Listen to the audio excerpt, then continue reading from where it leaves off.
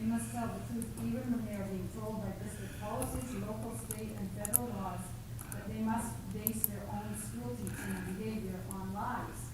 How so? In a perfect world, the law of the land would be based on truth. In our school district, that is not true. Here's a quote from the SDMA Gender Support Plan for Students, and I quote, "The SDMA Gender Support Plan's purpose is to foster inclusive and welcoming learning environments that are free from discrimination, harassment, and bullying, regardless of orientation, gender identity, or gender expression, including transgender and gender nonconforming students," unquote. I repeat, foster inclusive and welcoming learning environments. Just what are we including and welcoming into that learning environment? Are they lies? These learning environments are to be free from discrimination, harassment, and bullying.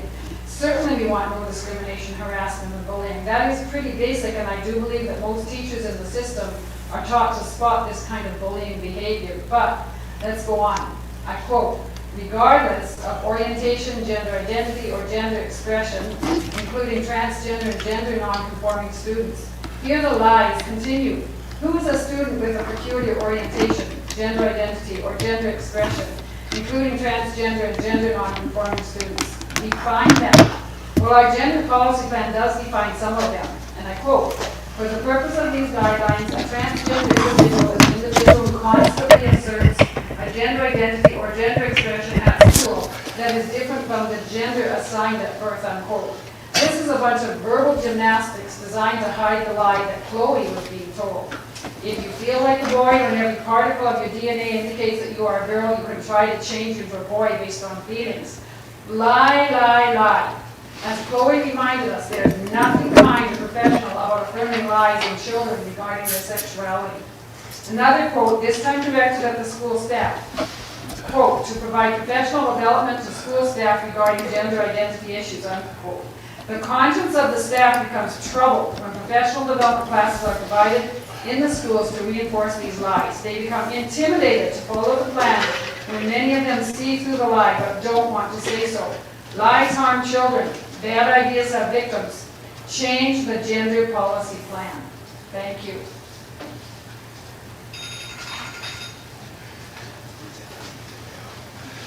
All right, next up, we have the personnel consent agenda. Entertain a motion to approve the personnel consent agenda. I move to approve the personnel consent. I'll second. All right, motion by Dominique, second by Amy.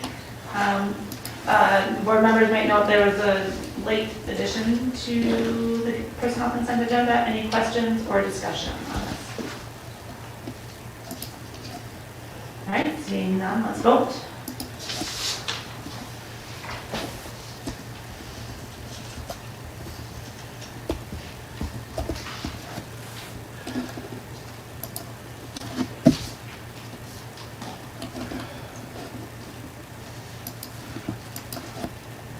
And motion passes unanimously. All right, on to the action agenda. We have a motion for a pay rate change for the SDMA lifeguard position. Do you want to say anything before we get a motion? I'm going to defer to Sam White on this one, our Sure. director. Okay, Sam, do you want to say anything before we get a motion? Sure. So as part of the pay increases or wage increases for the 24-25 school year, we had raised the wages to $12.15 an hour. What we are finding is that it's very difficult to find lifeguards at this point.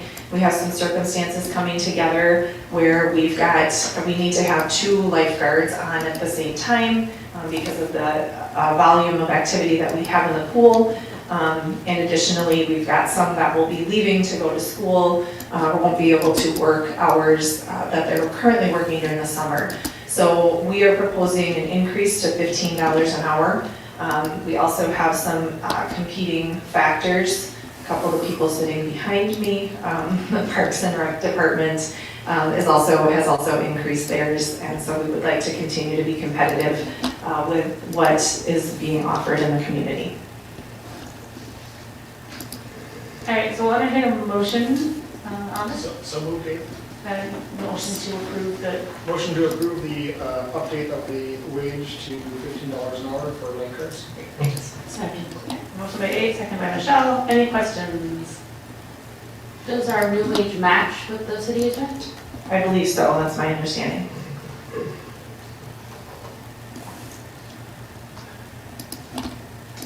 Any additional questions or discussion? Just out of curiosity, do you know what kind of water park is? That's the $15 an hour. Okay. Thank you. All right, I think that it would be a real detriment to the community to have to reduce hours and lap swim at the pool, so I think it's great that we do whatever we can to get our lifeguards positions filled, so thank you. If there's no more questions or discussion, we can vote.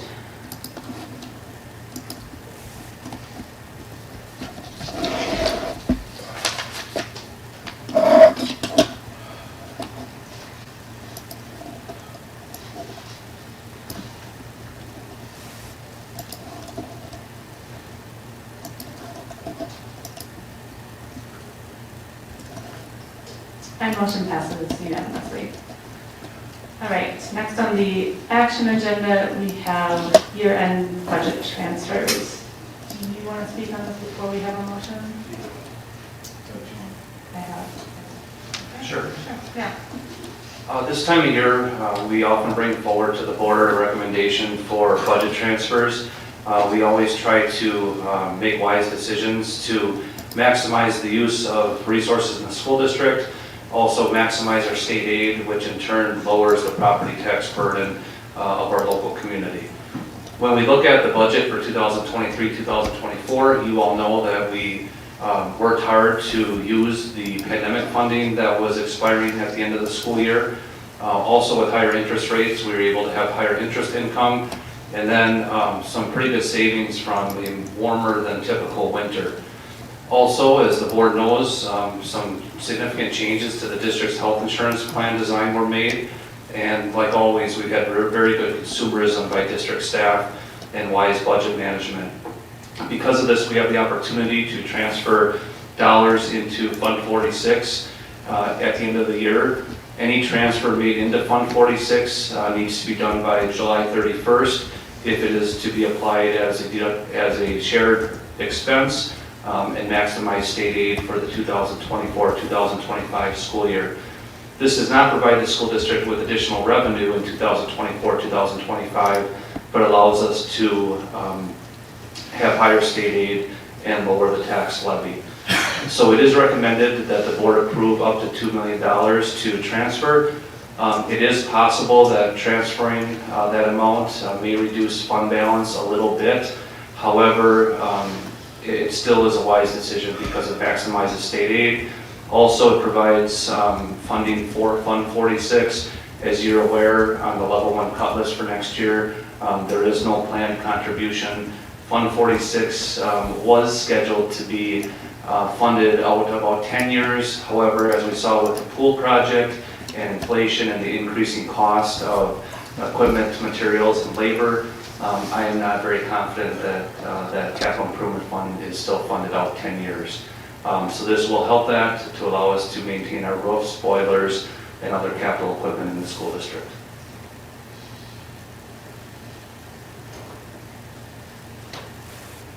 So we're looking for a motion to approve a fund transfer of up to $2 million, knowing that that final number is not certain yet, right? But this would allow you to make that transfer. If you had that motion, you could make that transfer before July 31st, which is the deadline. So I guess first let's have a motion. I move to approve that transfer. Second, please. All right, motion by Dale, second by Abe. Any discussion or questions? I think the reasoning is pretty sound that you just laid out, Joe, and I think it does make sense, especially considering that are looking at a more rapid than expected depletion of Fund 46. Given the long-term budget situation, that kind of bolster that when we have a chance, because, you know, we are going to have capital maintenance of that scale, which, you know, will come up, and we're gonna have to find a way to pay for it. So if we can, you know, put a few dollars in that direction and get state aid at the same time, it makes a lot of sense. And I do think it's worth noting that the board has full control on the capital improvement plan that's reviewed every single year. So right now it's out 30 years, and the board can always add or subtract from it at the board's pleasure. I agree with what Gabe said, and also important that that levy will be decreased. Could be pretty important come November. The levy would be decreased. Because the state aid would be increased. So that's a good thing, that's good. I think it's also good news that this, you know, part of the reason we have the surplus, if I understand, is because of the savings with the health insurance plan design, which was the goal, but we didn't know that that would work at the beginning of the year, so it's a good sign. Any more questions or discussion? Okay, let's vote. Oh, sorry. There's one more brief comment, since we'll come up later in the discussion, is that, you know, as the community looks for us to do, you know, for the board and the administration to collaborate on kind of belt tightening and being as, you know, as efficient as possible with dollars, this is a great example of that. So. And it's not coming out of the classroom, it's not coming out of staff support. You know, this is for the reasons we already laid out.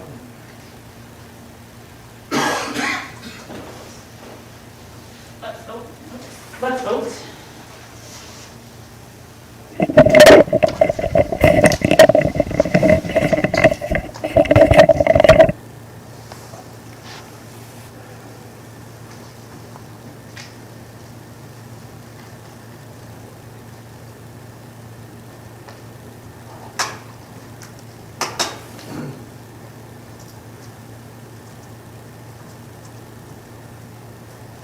And motion passes unanimously. All right, on to our discussion agenda. First up, we have discuss/consider temporary construction easement and option to purchase agreement with the City of Menomonie for potential municipal wells at Menomonie High School. Last year, the superintendent of the water department, Jeremy White, came and met with me, and then also Dave Schofield, the director of public works, about the city's future needs for water. And a lot of things were discussed at that time. Everything was kind of put on hold in terms of anything with the school district. And then Mayor Randy Knack reached out about 2 weeks ago and wanted to revisit the discussion. It has now moved to the point where Mr. Schofield and City Administrator Eric Atkinson are here and wanted to explain to the board what the city is requesting. So, Mr. Schofield, go ahead. Yeah, thanks for having me. For those of you who don't know me, I'm David Schofield. I'm a 1998 graduate of Menomonie High School. I was lucky enough to have Mr. Dahlke as a teacher in coach. Although I know he never did teach me how to jump all that way. So as Dr. Zadowski mentioned, we had some meetings back in, I think, November and December of last year. We were looking at 7 different sites for municipal wells. We needed approximately 1,700 gallons per minute of additional capacity over the next 20 years. We were looking at 7 different sites that we thought may fit the bill. One of those sites was Menomonie High School. Ultimately, back in December, we decided to focus on 2 sites, Wakanda Park and Family Park. Those 2 sites we just felt were, we didn't have to come to this body to ask for, to purchase property. We already controlled those sites. We kind of controlled our own destiny on those sites. The mayor asked us to take a second look at it, and we're here today to talk about this. So in your packet, there was a memo or a letter from me, and then a map. And essentially what we were looking at was 2 sites, one in the southwest corner of the property, so this would be back near the practice softball field, and then another site near the practice baseball field, kind of not quite northwest corner, maybe west side of the property. We're looking to build a well and a water treatment plant here in the near future, hopefully in service by 2028. And then we want to size the water treatment plant to handle 2 wells, so we want to have another location for a second well. All told, the 2 locations plus access easements between them would be approximately 5 acres that we would be looking at potentially purchasing from the school district. As I mentioned to Dr. Zadowski last week, I know this is a big ask. You folks don't necessarily know exactly what you're going to do over the next 15 years at that location, and this would certainly tie your hands with some of the things that you may want to do, or future boards of this nature would want to do with the property. The reason that we like it is that we do kind of like to have a source of water in that side of town.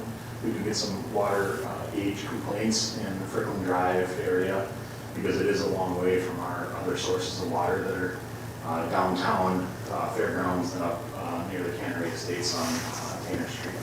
So having a source of water in that side of town would provide some additional fresh water in that area. It would also improve fire protection because if you imagine there's kind of a cone leading from each of the water towers, and the high school is a long way from the middle of that cone, and so the pressures are lower on that side of town just because of how far away you are from the water tower.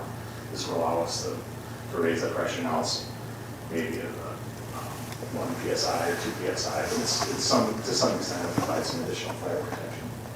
You know, the downside, of course, is that we have some pretty long driveways and water mains that we can go back to serve these 2 sites. Certainly longer than the other sites that we were looking at. You know, it would have a cost to purchase this land from the school district, and also there's a timeline. Of course, we're going to have to negotiate an agreement that you folks are all comfortable with and that we're comfortable with, and there's some time constraints to that. And then, you know, we do need to, during construction, obviously, we're going to have construction crews that are going to be in and out of there building this, and they're going to be in and out of there quite a bit for probably 1.5 years to 2 years. And then once it's done, we're going to have guys that have to go in there once a day to, you know, check the vitals on the patient, making sure that everything's running properly, if they need to tighten a few screws or what have you. So there's going to be people in and out of there, and I know that could potentially be a conflict with some of the uses that you might have now or into the future. And then the last one is the location that we picked out is adjacent to the cross-country course as it sits right now, and then into the practice fields down on the lower level of the high school site. So there will be some impacts, not so much to the existing, but certainly to the future things that you folks might want to do. So what we'd be looking at, and I understand this is, you know, it's a 2-page kind of summary, but generally speaking, what we'd be looking at doing is purchasing a temporary construction easement and a option purchase from the school district. We would do what's called a test well. We would drill a small diameter well, and we'd pump that to determine how much water is there, what the quality of that water is. If it's favorable, and if it's more favorable than the other location that we also test, then we would trigger that option to purchase and purchase that land. If it turns out that is not the kind of water we want, or there's not enough of it, then we would just abandon the site. We would let the option lapse, and we would all just kind of walk away from that. So we've got 2 locations that we're looking at, a city park and this location, and we're going to kind of compare the 2 and see which one's the better fit for us. So what we're looking at on a short-term basis is that option to purchase and a temporary construction easement, and then if we do decide that this is the site that we want to go with, then we'd be looking at actually purchasing the property in a fee title kind of situation. So when I look at this, and I appreciate David highlighting some of the concerns that we brought up, particularly with the disruption to the grounds, also the cross-country course. In terms of access, the way that they have it mapped, I'm not overly concerned with access to the site. I don't think it would have much in terms of conflict with any kind of school activities. In terms of future use, it's far enough west that you know, I think the amount of limitation it would provide is relatively minimal. But you know, anytime you sell off part of the land, it does provide a limitation in the future. I was pleased with the idea that despite some of the regulations in terms of how much space needs to be purchased around each of the sites, there does not necessarily need to be a fence or a barrier. So even if there was some land that potentially got close to the cross-country course or something, there would not be a fence to cause a problem there. So I think it can work. I'm pretty confident it can work as long as, the building and grounds director, the cross-country coach, the athletic director, and the building principal are able to have input. However, really it's a decision that it would be up to the board. So I think board members, now would be a good time to share any concerns you have or any comments. When you discuss the temporary easement for the purpose of doing a well test, how long is that process?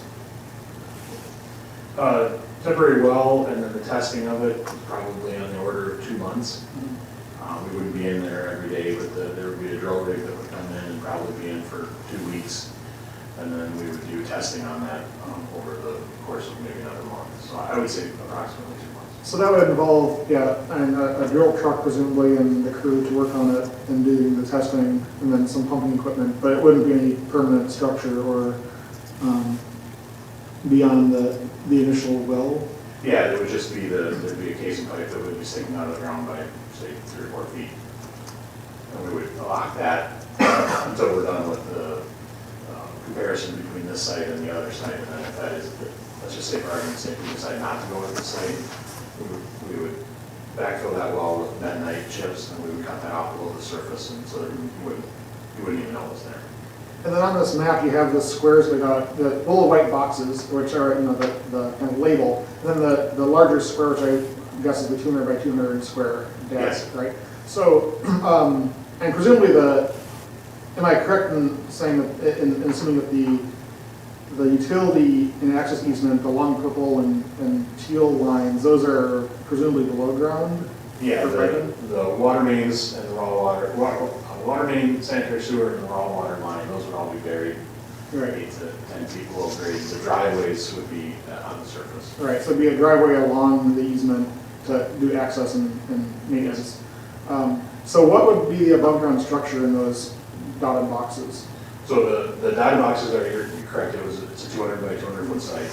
The building that would be on the southern one, so on the southwest corner, would be very similar to the building that's next to the Cannery Estates on Tanner Street. Okay. So it's, I don't know, maybe a 60 by 40 building to house both the well and the water treatment equipment. The other site, the northernmost site, that would be a smaller building. That would probably be maybe 30 by 30. That would just be a well. There would be no water treatment equipment. And then we would also have an exterior generator that would sit there so that if power was out, the generator would kick on automatically and provide power for the system. And during the construction, so if the project were to go ahead at this site, how long would you imagine the construction would typically take to, put in the lines, do all that construction? I'm just thinking about, Joe mentioned access. It's a lot of length to dig up and bury lines. So along a lot of areas where, especially on the south side, there's potentially a lot of traffic, end of day activities, et cetera, which goes on practically year round. So. Yeah, I would say that the well number 9 and water treatment plant number 9, which would be the southern one, that's probably about an 18-month construction. And a lot of that is after the building shell has been placed, we're waiting for different parts, and so there's not like active construction going on for that whole 18 months. But the overall length of time when construction workers might be on site would be about 18 months. Thanks. David, what kind of water treatment? We treat for iron, manganese, and radon. So we use, for lack of a better term, a giant bucket that allows the water to fall and the radon to kind of effervesce out. That's first, and our iron and manganese treatment is a giant sand filter. So think of your Brita times about 1 million. It's probably 30 feet by 10 foot diameter.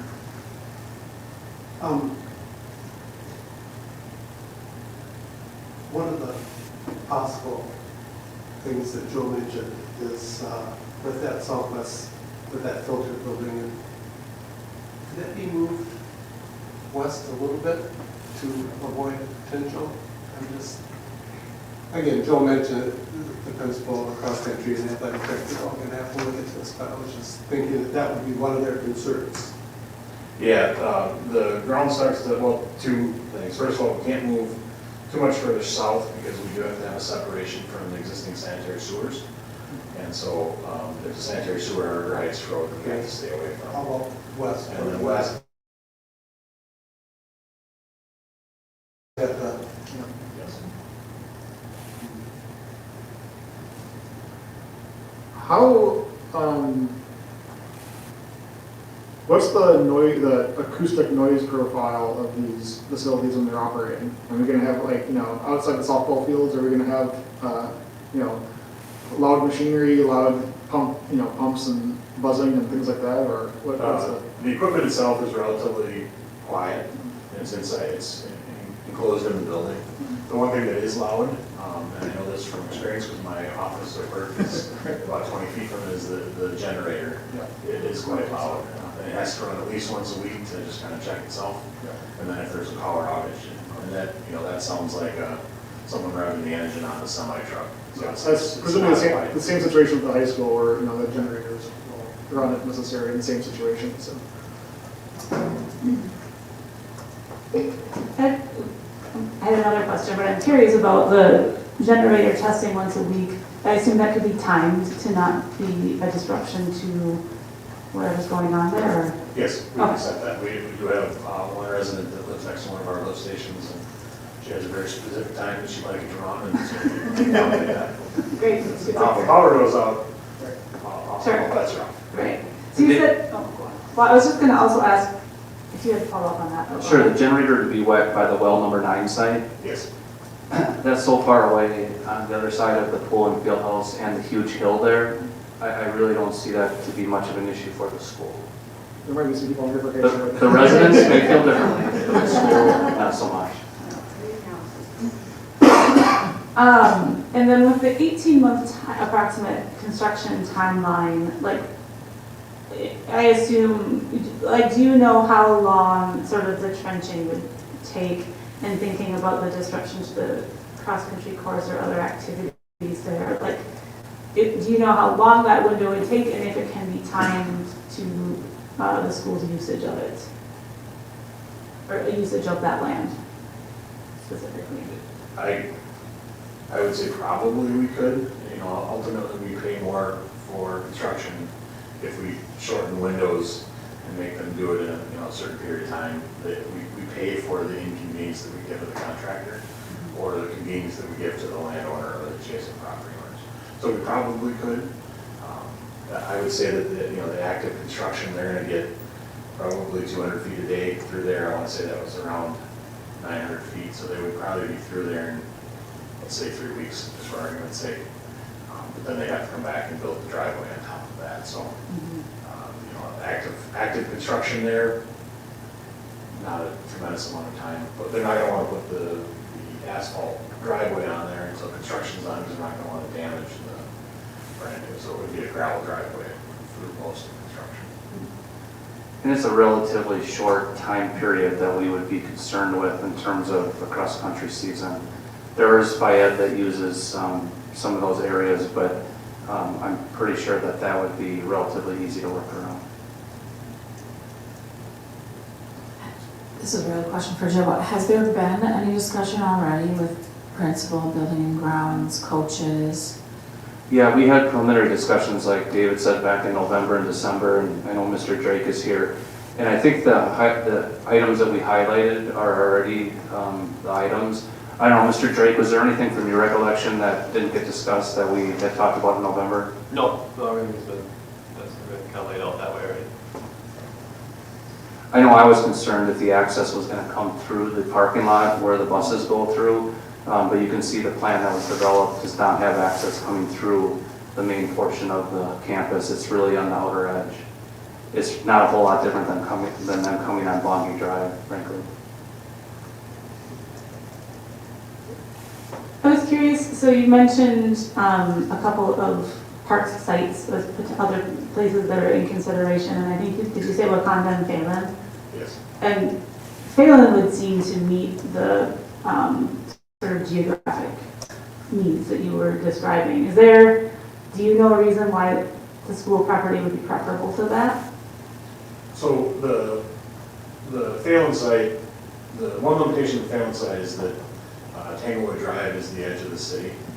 And so we don't have zoning control, we don't have plat control, we don't control the land south of Tanglewood. So if the property owner there wanted to bring a 1,000 head swine operation in, you know, they'd be a couple hundred feet from our well, and we would obviously have some concerns with that. And we just don't control that land. And so that's the one knock on Phelan, but it's a much more open site. I think we can design it in a way that would where we wouldn't have to take out, say, the community garden facility there. That's the one knock on the Phelan site. Wakanda, to be quite frank, Wakanda is my favorite site. I think that'll, my guess is that that's going to do well for us from an infrastructure point of view, because we have large diameter water mains, we have a large lift station. There are certainly some reasons why that site would maybe rise to the top. So would board members like us to continue to work with the city on this potential option, or do you view this as something that is not a good fit for our campus? Let me ask one more question. You mentioned that the projection for the water needs of the city you're talking about a 20-year timeline. So regardless of which well site you look at, what's the timeline for completion of this project, and how far ahead are you looking in terms of, okay, in the next 30, 40 years we need another so much? Because obviously you're probably planning 50 years ahead as a city, right? I hope so. Well, we haven't gone past 20 years. Okay. And so we're anticipating the first well, the water treatment plant, would be in service by 2028. Okay. I'm not sure when we would trigger the second well location, well number 10. Yeah. My guess is that it would probably be 10 years or so beyond 2028, would be my guess. As we think about, you mentioned, this board and future boards in the future of the district, which is essentially eternal, we hope, and thinking through, well, what may be the changes to the high school over that time, and likewise, the lifetime of the city. It's worth thinking about, the facilities lifetime of those buildings at that time scale. And we have a 30-year, maintenance plan. So just thinking about those timelines. So the question that Elsie asked, I think maybe just to clarify, if the board said, if we said tonight, yes, go ahead and continue this conversation, we could still vote no.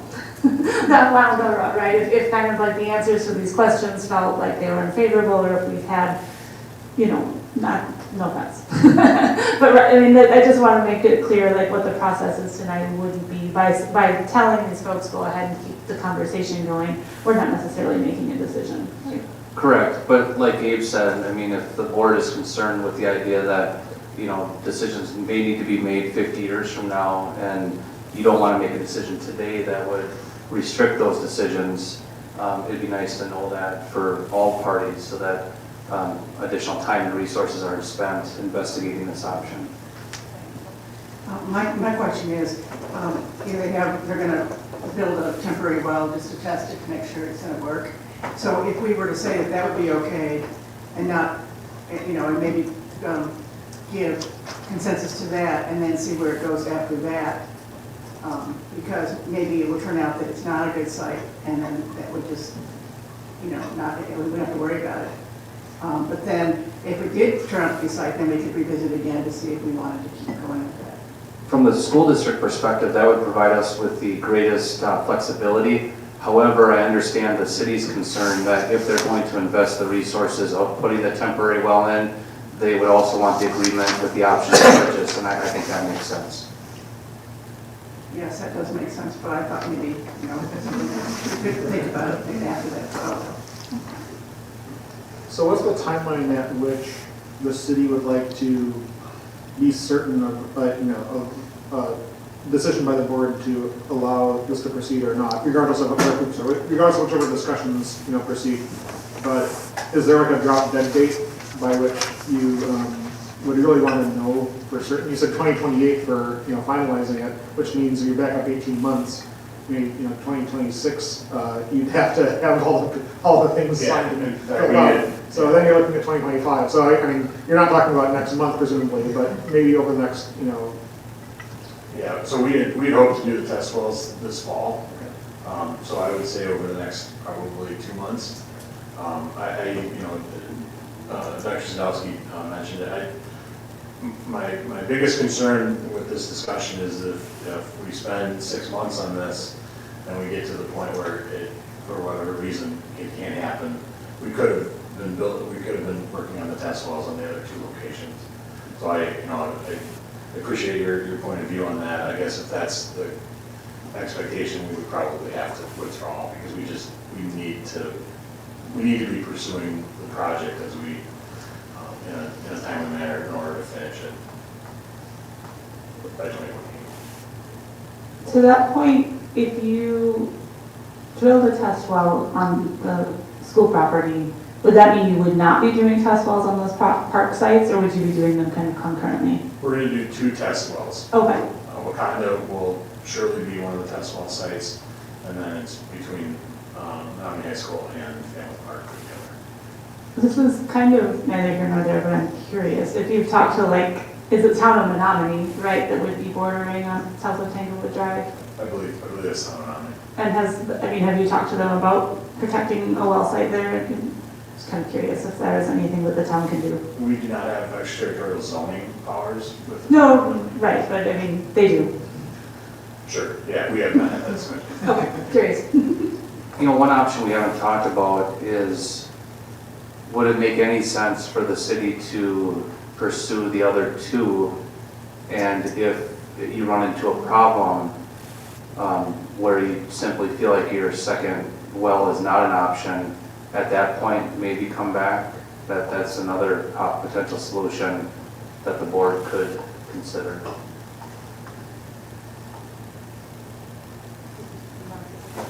Oh, I almost called him chief. City Administrator Atkinson.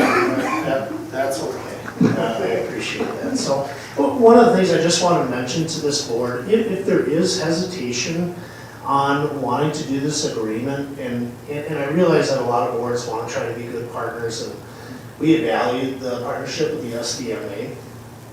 So I just want to put this out there that if the board is not comfortable with moving forward with this potential agreement at a later date, we certainly don't want to go, the city doesn't want to go to the expense of putting in the equipment to try to do the testing.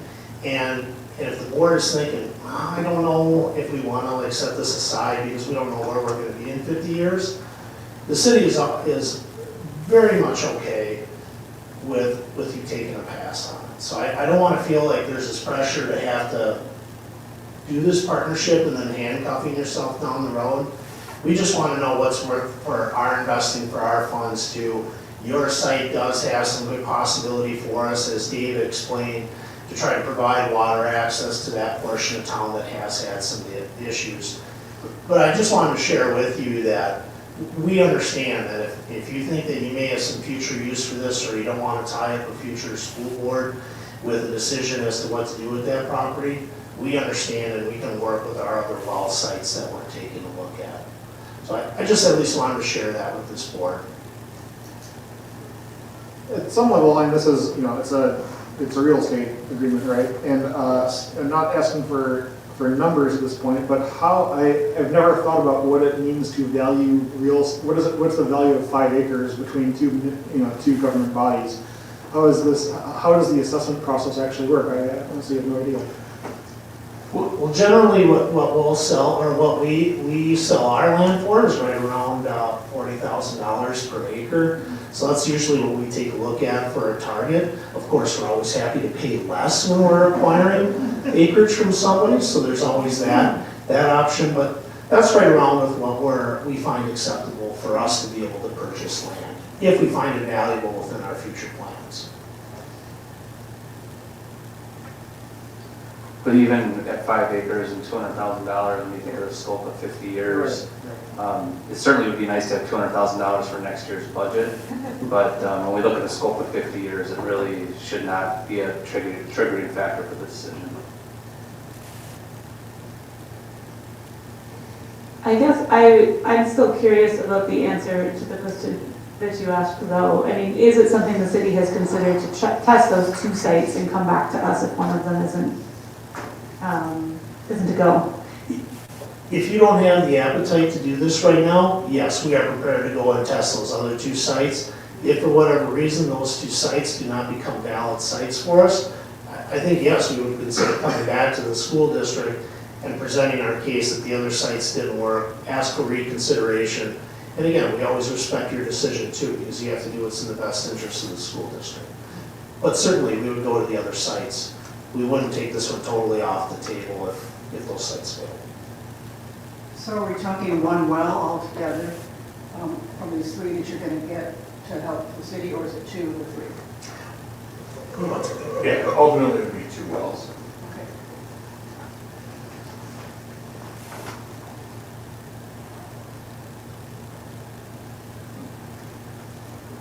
Unless board members have a different direction, I guess after the discussion, my recommendation would be that we pass at this point with letting the city know that we're willing to revisit it if it's a need.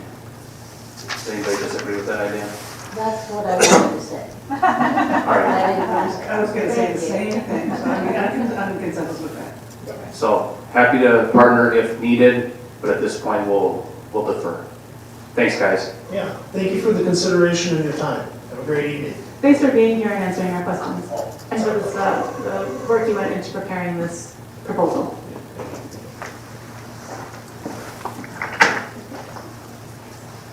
All right, everybody, next on the agenda, we have board member update on community engagement sessions and referendum exploration.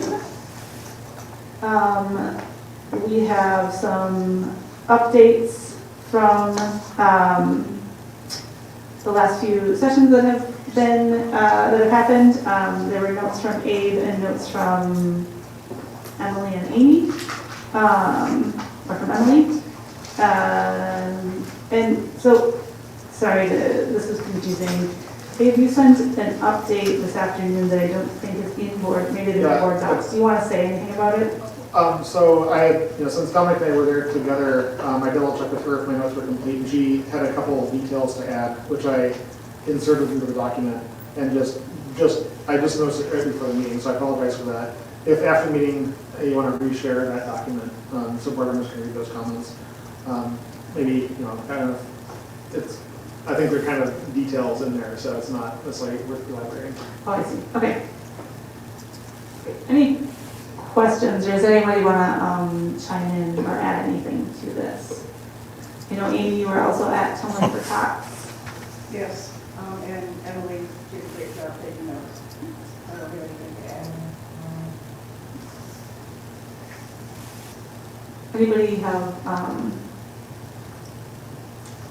questions about what's in here or about what is upcoming? We have a couple of things. Oh, Amy had mentioned this Wednesday, there's the senior meal at the Leisure Center. If there's somebody else who is able to attend from 11 to 12:30. That would be helpful to me. I can't think of anything but over 15 pounds. But if worse comes to worse and nobody can come, my husband's willing to help set up in the town. It was just me, but. I might be able to join you at that time. I'll double check my work calendar, but it may be possible. I might be able to do it too, so maybe we can follow up. Sounds good. Okay, thank you. So for the purpose of kind of our public discussion, just to, I think that it's fair to say we've gotten a lot of really interesting questions that folks have been bringing, some different perspectives. It was fun. It was interesting to me to read the notes from that Abe took at the NAP event from some other districts and how they've dealt with similar problems. I think that there's that, I don't know, that's really interesting insight. it feels like folks are overall interested in seeing us continue to try to solve our budget situation by increasing revenue rather than taking out anything. There was some pretty, obviously at NAP, some pretty strong points in favor of keeping NAP open, which isn't surprising. But that has been coming in from a lot of places, right? Like a lot of our email and in-person comments have been very similar. Anyone have other thoughts to add there? It does look like for now, the senior meal is the last thing we have on the schedule for a while. I know at our last meeting we had talked about going light on the schedule for the next couple of weeks, knowing that we may be doing more intensive outreach again come fall. Does that summarize where we're at? Or does that seem okay with everybody? I know there were some, we were hopeful about certain places and events that just didn't quite pan out because everyone's busy in the summertime. But I mean, I think it's been a really great schedule of events, and I personally haven't been able to do as many as I would have liked, but have really enjoyed all the conversations I've had at them. I really appreciate the work of Angela and Emily and Amber who aren't here tonight. Any other thoughts on this? I think we talked about not going so high and dry, but I think it's okay maybe to take a small break, maybe the month of August or something, because we're going to try to figure out what we're going to do if we want to go to referendum, which is our next discussion item. Yeah. But I was thinking that I think in the future it would be really nice to still have some of those opportunities. And like I said, you know, I mentioned last time, Elk Mound has a thing where they, you know, for board members rotate and they come in an hour early. And then people that want to come and talk to them about any concerns they can. And, you know, and then maybe, I don't know if they have 2 meetings a month, but maybe instead of both of our meetings, maybe 1 meeting a month, we could have that. I really like the idea of the continued effort in some way. I think there's been a huge benefit to being elsewhere and to engaging Yeah, with that's people. okay. I mean, that's what the board wants. But some way, I think we need to continue this, whether it's before a board meeting or out in the community. I think it's very valuable. I found that it's very valuable. People were just like, whoa, really? You want to hear from me? I said, of course. I was thinking, you know, this past week, in retrospect, I wish we had set up at the Pink Town. There's a lot of population coming through, and people having lots of conversations with kids and so on. Another opportunity we might consider, again, you know, the fall might look very different, but there is the community cookout in, I believe, the first weekend of September, if I remember correctly. I have to double check the date. It was just posted today, I think, on the community downtown page. So that might be an event where it's worth having a district presence in other community events like that.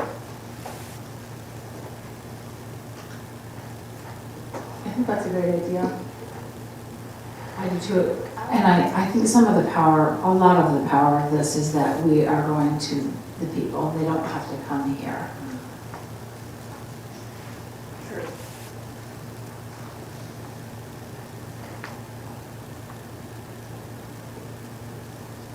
I think it's nice we have a, you know, if we decide to be at the community cookout, winter days, other types of events, we've now got kind of a format and plan, which will help us be able to do that more easily.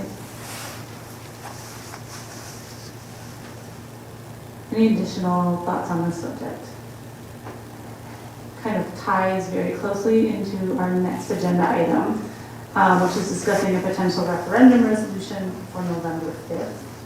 I think that it seems pretty clear. It seems clear to me, and I am speaking, I guess, only for myself now, that you know, as we've been getting this feedback and as we've been talking about the budget in this formal way here at our meetings, but also in informal conversations throughout the community, it does feel like trying again is worthwhile. It feels like the community does not want to see schools closed, does not want to see significant staff cuts, and it seems as if we have some possibility of garnering a little more support for a modified type of referendum. I don't know if Dr. Zayas, if you want to take the lead on sharing the information we've got from Carls and Brady on what questions might potentially look like, and I guess also a little bit of update on, what we're thinking about the budget. Sure, I can do that. Well, as you all know, the budget projection still includes a significant deficit for next year that continues to get worse over time. I will point out, however, that there's a lot of unknowns for the future. We don't know what the state budget's going to be. That's probably the biggest unknown.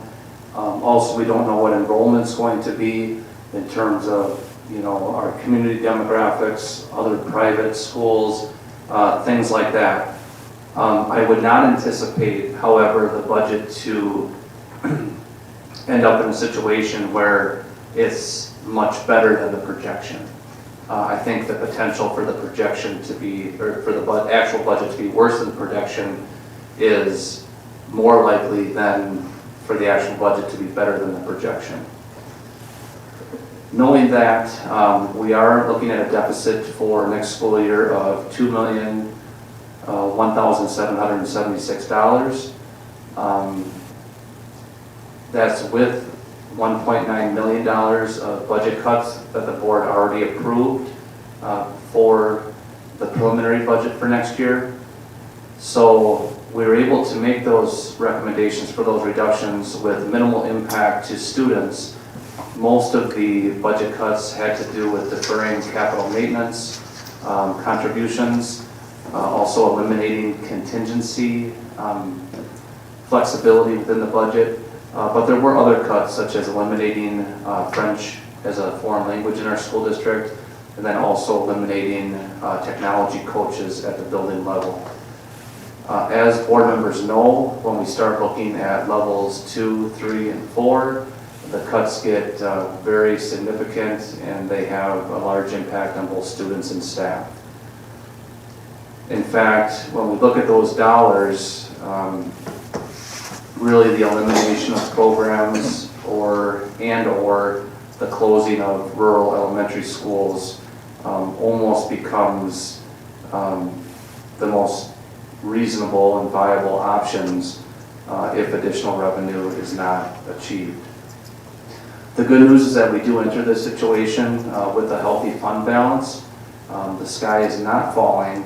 However, I think we've clearly articulated how important having a healthy fund balance is for the school district for a number of reasons. One reason that was not discussed much last winter was the interest that is earned through the fund balance. And now that interest rates are high, that has really helped us end this school year in a better position.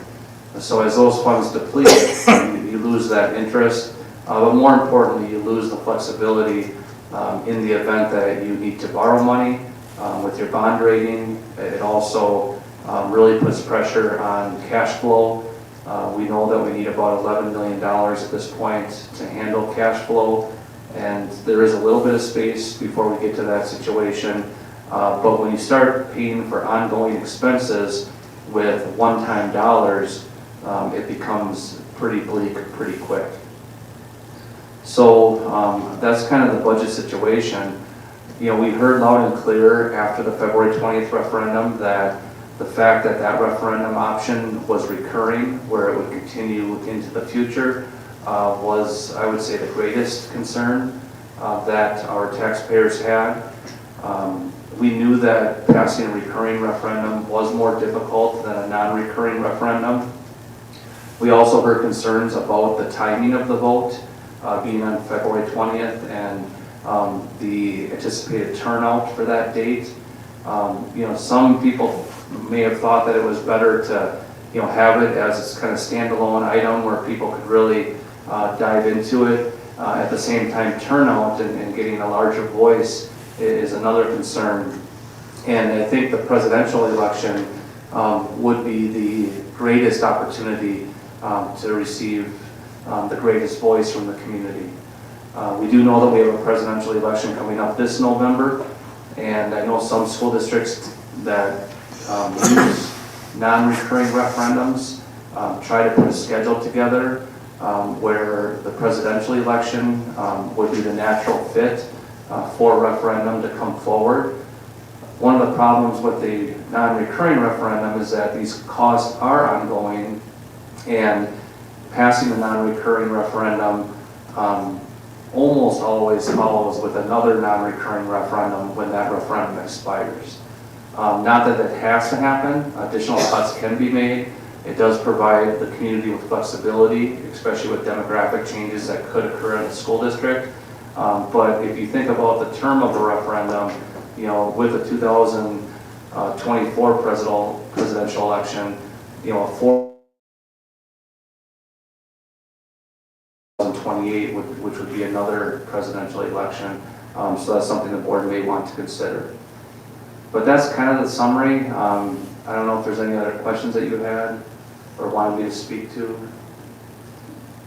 I really like that timeline, that four-year to correspond with the presidential elections. And then as far as dollar amount, maybe you're not ready to project that. Well, you know, like we talked about, we have the $2 million deficit with the cuts. If we were to continue that, you know, that means we're also continuing not to make any contributions towards capital improvements. So it's a little bit concerning not to ask for the 4 million, the 4.2 that was asked for last February. However, I think that's another thing we heard loud and clear from our community is that our community wanted to see the budget reduced. And I think it would be a mistake not to listen to that somewhat. Also, the status of our fund balance provides us with some opportunity. I think the community also did want to see some of the fund balance spent down before asking for a larger tax increase. So, you know, I would say somewhere in the neighborhood of 2 to 2.5 million a year over 4 years is something that would seem reasonable to me. And that seems to match, if you look at the April projections, and accounting for the cuts that have already been made, and then hoping to, you know, at some point partially reverse the cutoff of the Fund 46. That does seem roughly the right order. I think looking at the referendum question examples, it's very interesting what we've done because, you know, one thing that they do that we also heard from the community is they almost all have this phrase at the end describing what operational expenses are. And we didn't do that, and I actually looked at this and said, wow, that might have been really helpful. So that, like, for example, you know, the first one, you know, non-recurring purposes consistent with operational expenses, comma, including for educational and instructional programming, technology, and employee compensation and benefits. Another one below says non-recurring purposes consisting of expenses associated with providing student mental health and behavioral support. Another one mentions instructional staffing, instructional program staffing, technology, transportation, facilities management. They're all talking about operational expenses, but they're describing what that is in a way that's hopefully a bit more tangible. And I think that wording is you know, quite compelling to really say up front like what this is all about. I think that's a really good point. And I think it also echoes something we talked about last week or last meeting, that I think Dominique brought up is that we spent all this time sort of, or we have and continue to spend the kind of time and energy trying to explain an operational referendum, and folks want to hear like, what is it for? And sort of, I like that that these examples include listing that out. I'm partial to the maintain instructional program, staffing, technology, and facilities. That is also what I heard in the community as well, that people were concerned about, you know, what are you raising this money for? So I think that's really good. And I can tell you that I'm in touch with a lot of the naysayers from the February 20th, and I can tell you that most of them have come back and told me that they would support something like you just said, 4 years at 2 million, 2.5 million a year. So, and if you want me to, I can maybe try to get that on a recording. I do. I want that in writing, and you know from whom.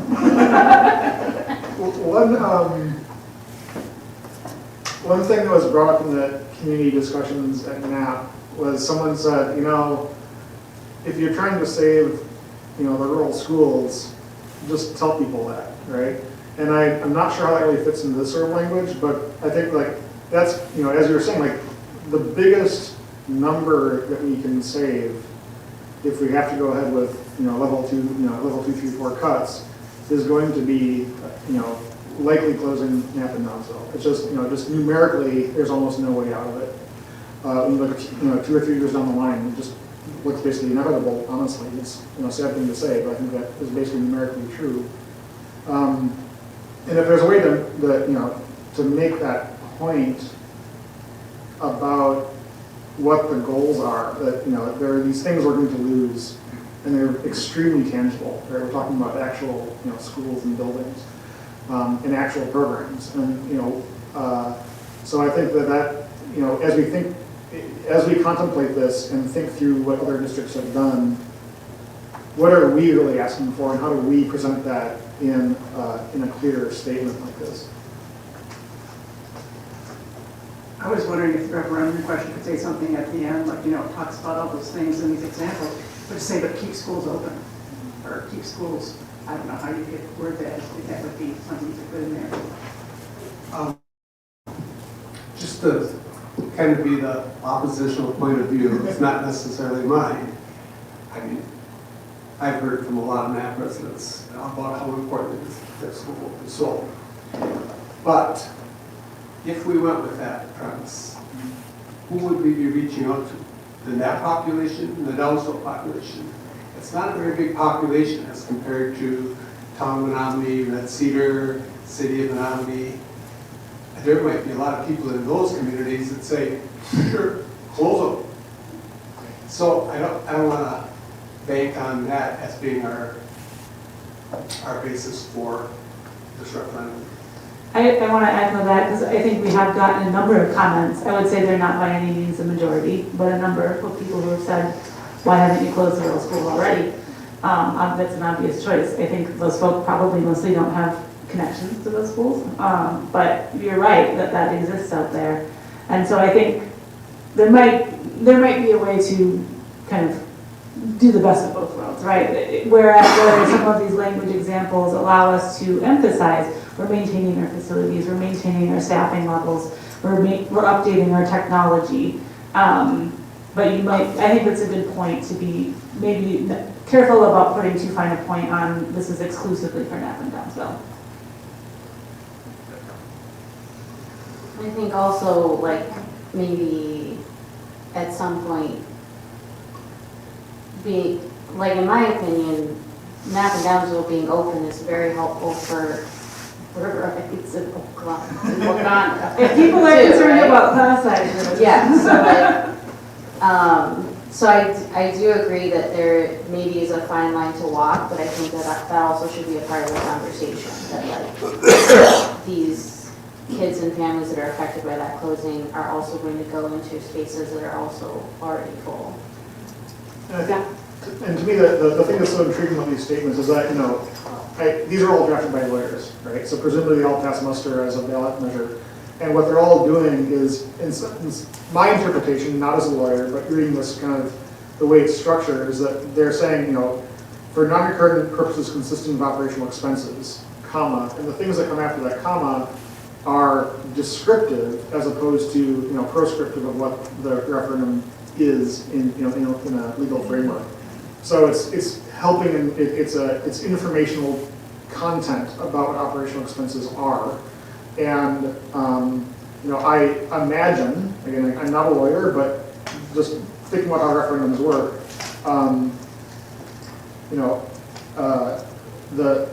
all the things they all mention operational expenses, which is a legal category, right? That operational expenses is Fund 10. We know what that means.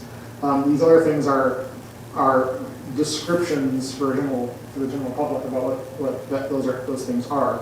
They could have said, for textbooks and markers, but they didn't say it that way, right? They said for all these things that include access to schools, maintaining class sizes, maintaining salaries for our teachers, right? And so I think obviously it's something that a lawyer would have to figure out, but it's an opportunity to state what the values of the district are. I'm thinking through what Dominique and Abe were saying, as well as Dale, and kind of blending everything together. I can't help but think if we make our case, we provide details. These are the same details that we're hearing in those community conversations. So these details are meaningful to our community. They understand what the impact would be. And I do agree, Dominique, it would be very important to really talk about if Downsville and that were to close, how does that impact our facilities? In maybe a more of a detailed way. Because I just think it's kind of nerve-wracking for people, because I have heard this, to say to me, well, that just sounds like a scare tactic. And I have heard that many times. But I still think that we just have to be honest and straight shoot this and really give as much detail as we possibly can so that they're understanding our needs and why, and how it would impact our community and students. I think you're all making good points, and that was one of the misconceptions that we dealt with in February, is that some people think you can just simply look at the budget and cross off every item that has to do with Knapp and Downsville. But we know that that's just not true. Because transportation, for instance, you still would have to go out and get those students. In fact, there'd be some students that would now qualify for transportation because they would live further than 2 miles from the school they attend. And the buses are already going out there, so that there really isn't savings for transportation. And then when you look at class sizes, you can't just put an X through every teacher at Knapp and Downsville because you have to increase sectioning in town. So while you may be able to reduce some of those positions, it certainly would not be all of them. There are some building costs that could be saved, but I think some people also have a big misconception of how much you could actually sell a vacated school for. And again, that's a one-time expense or one-time revenue when you're talking about ongoing expenses. So that's not even talking about open enrollment yet either. And the students you may end up losing for open enrollment, and at $10,000, $11,000 a pop, it doesn't take many of those students to open and roll out, and whatever savings you thought you had generated have whittled away. So it's a lot more complicated than I think some people understand. But I think what the board is saying right now, what I'm hearing, is that from the community conversations you've had, from the input that we had after February, what I'm hearing is that the board is interested in us having to develop a referendum resolution for the board to consider. The timeline of 4 years to align with the presidential election seems something that the board is interested in. And then in terms of the dollar figure, Leah and I can continue to work on that, but probably somewhere between $2 and $2.5 million per year. Does that kind of summarize what was discussed? Did I miss anything?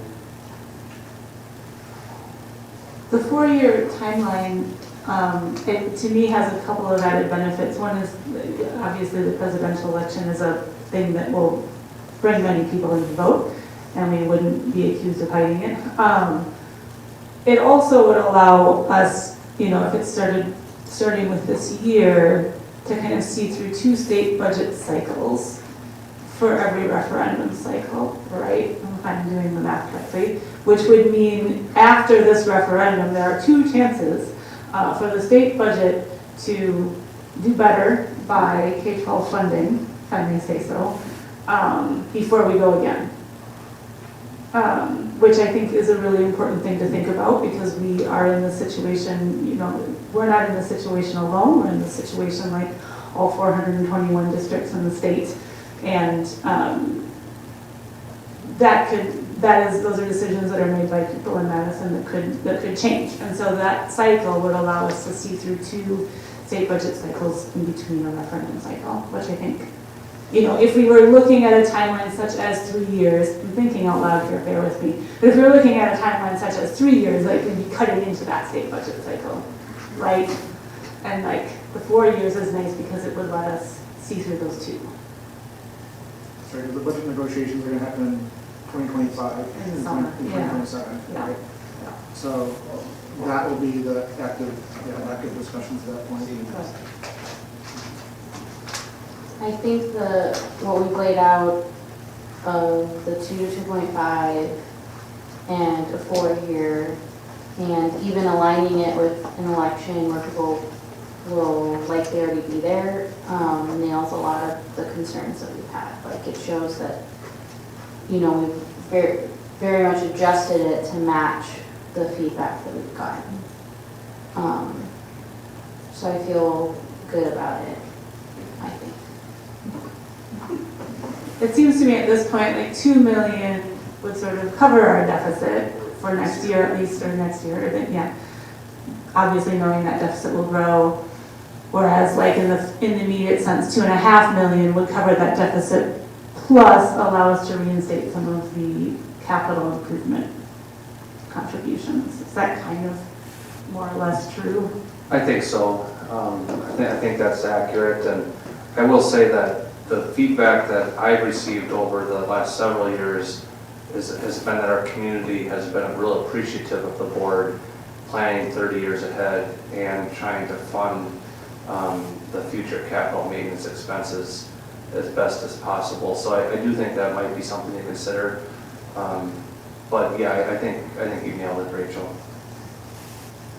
Enrollment is such an interesting thing, though.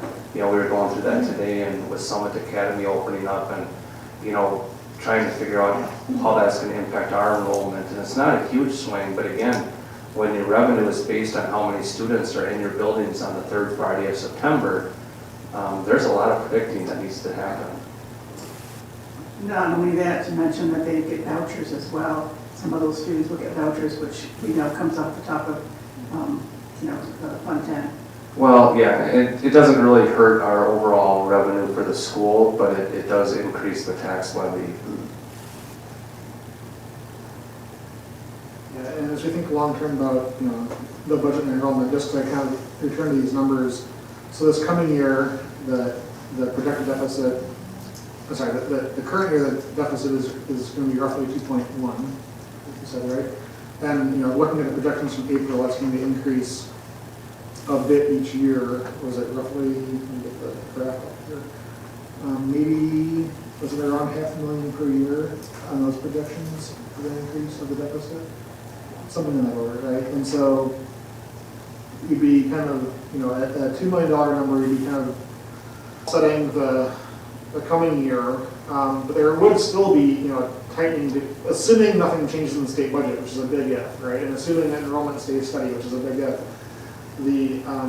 there would still be, constraints and limitations, and every year saving a bit more over those years into the future to consider. And so, I think it is worth just saying explicitly that if we were to ask for something between 2 and 2.5 per year, that's not manna from heaven, right? That is just helping us scrape by where we are right now, after making pretty significant cuts in level 1 and still having to contemplate things into the future as deficits climb up from, at that point, hopefully 0, but would be climbing up with current projections. So those projections are, they're projections, right? But it's not as if this would be, the numbers we're talking about would be exorbitant. They'd be keeping us steady and responsible.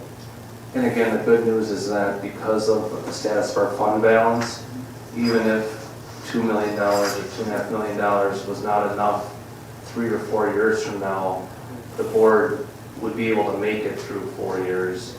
You wouldn't have to ask for a referendum on top of the referendum 2 years from now. Right, and that would be the right time to reassess when that 4 years comes up and say, how did this go over 4 years, right? So you kind of make the first year level, see how you can adjust over the following 3 years, and then judge, 2.5 years and judge, where are we, where's the state budget? That does seem like a very reasonable timeline that's predictable and, you all can plan on and work with. But if you look at the graph of the fund balance without a referendum, and you try to get to 2028 in the next presidential election, the district is bankrupt. I do think it's worth having other discussions, about the enrollment question. I know this is a very, very challenging and contentious question, but if there's ways we can, influence or, be attractive as a draw of enrollment. I hate to say compete against local, other districts in the area, but I mean, in some sense, that's the reality that we're in. So that's worth kind of, brainstorming about in the future, which I'm sure you're always thinking about. But. We are, and the first thing to do in that respect is not to close your rural. Exactly. I mean, I think there's a lot of things that we could, you are, and we can think about in terms of how to be attractive for open enrollments in. There's also a lot that's so much outside of our control, and we know that housing in the city and county are big topics at those local levels of government. And, housing changes in Dunn County could have a really real impact on our enrollment 5 to 10 years down the line that we can't see or prepare for. And having facilities close before we see an uptake would be a real tragedy, I think. In fact, even the new construction over by the middle school, we're still trying to figure out how many students that may impact in terms of Oak Lawn and the middle school. I'm confident that we have room, but I'm not confident that that expansion plus another expansion, we would have room. So that's another reason not to jump the gun on closing these rural elementary schools when, we could be one housing development away from having a real space problem.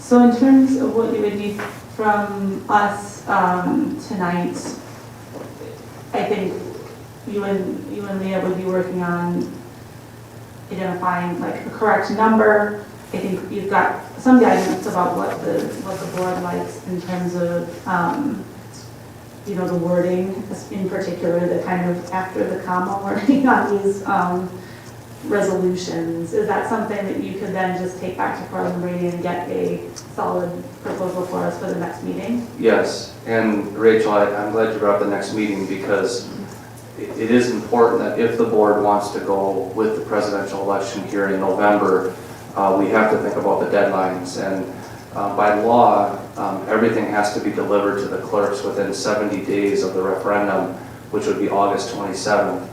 The attorneys recommend not waiting until the final day to do that, just for any unforeseen concern. So, realistically, we're probably looking at that first meeting in August, August 12th, as being the ideal time for the board to consider a resolution. I think the board gave Leah and I enough feedback tonight where we can develop a resolution that could be considered by the board at that meeting. With some minor language tweaks, in the event that it's not suitable or there are additional concerns that come up before that or even at that meeting, the board could hold a special meeting as well. Does anyone have, final thoughts or concerns or questions for Joe as they go about developing that resolution for next time? So our next two meetings are scheduled for the 8th and the 22nd, is that correct? That's July you're looking at, my friend. Oh, I'm sorry. It is the 12th and the 26th, and the 26th is our annual meeting at the high school. So it looks like we're going to have this figured out pretty much by August 12th then. That would be ideal. So that would avoid us having to call a special meeting. We can do it. Okay. In terms of number, I would feel better about a 2.5 versus a 2. I'm in agreement with that.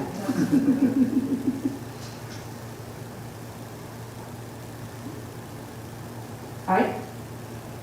Okay, well, thank you, everybody, for that discussion. Are we ready to move on?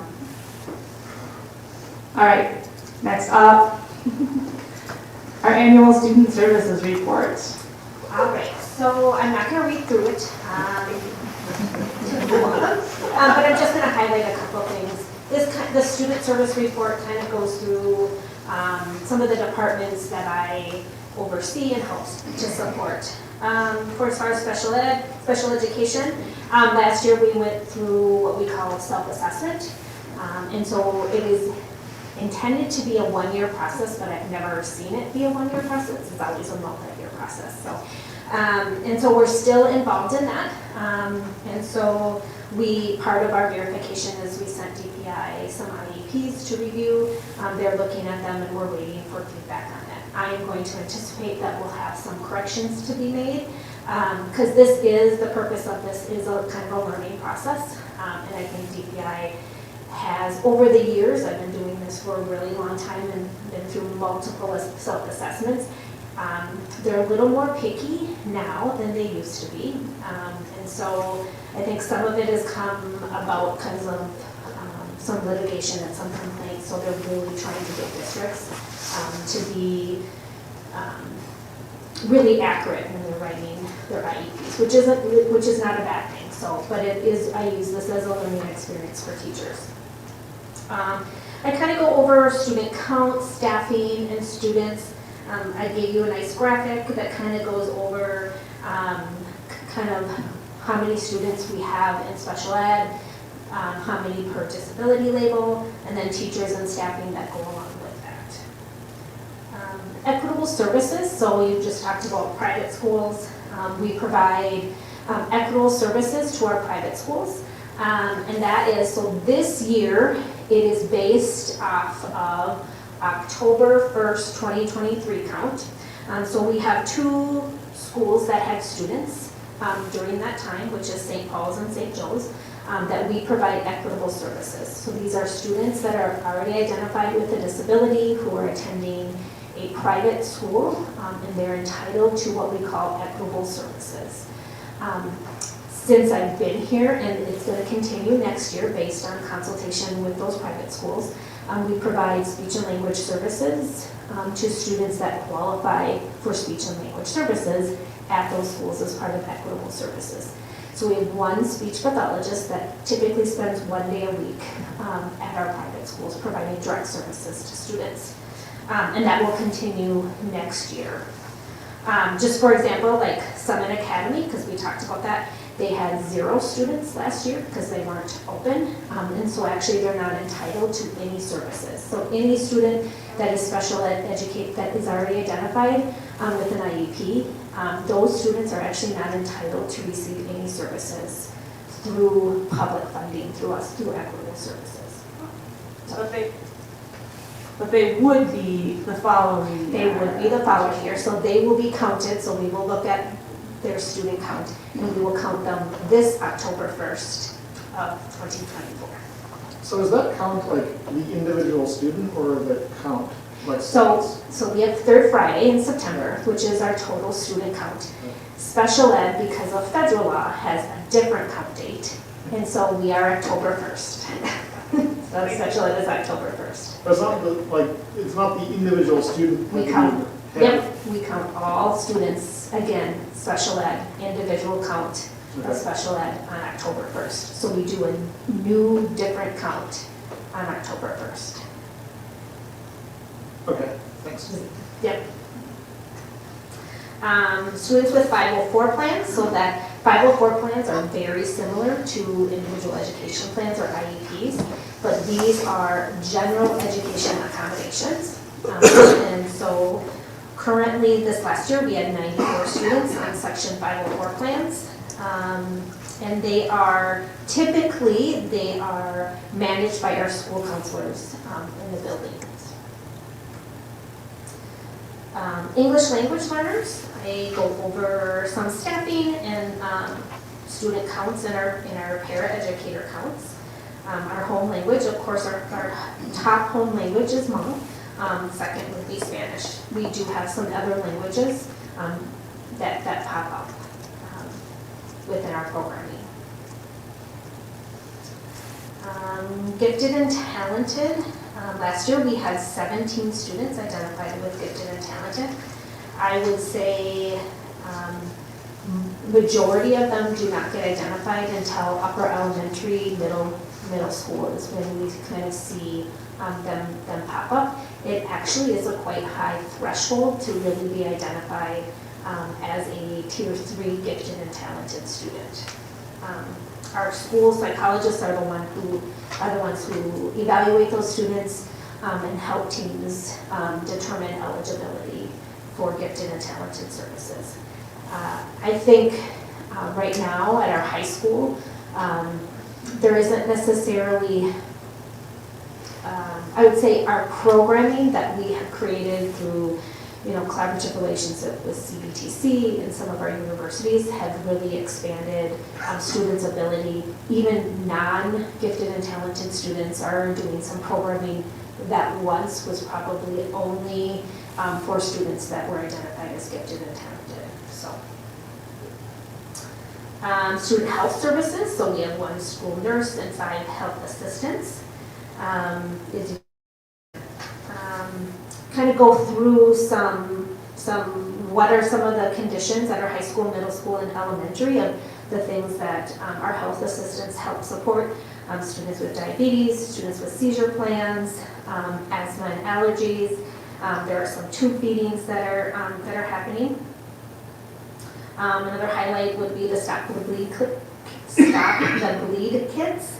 That was a collaborative relationship with the Menomonie Fire Department, so that was a great thing for our district to benefit from. And then our relationship with Bridging to Brighter Smiles, as you can see, they help support students with dental cleaning, some repairs of some teeth, some fluoride, which we have quite a few students that benefit from. They come into our school, they provide the services right here in our buildings, so families don't have to, typically families who don't qualify for dental insurance, they would see a dentist, otherwise Bridging the Brighter Smiles wasn't coming in. So I think it's a great service to offer our students. Questions? I love this report. It's very detailed and very good. What surprises me so much is all the paraeducators that we have to hire to deal with all the special ed needs. We have a lot, yeah. So is there staff that takes care of gifted and talented, or you mentioned? There are. How they're selected? At our elementary and middle, yes, there are staff that are there to support students that are identified as gifted and talented. At our high school, it's really about their programming, the classes that they're taking, the advantages of taking classes outside of maybe our school, at some of our universities, CBTC, things like that. Okay.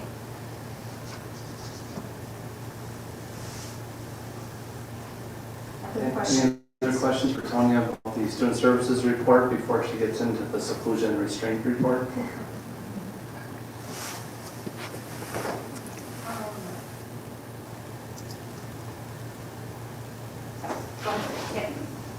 So this is the seclusion and restraint report. It's an annual report. It's required by the state statute that I report on seclusion and restraint.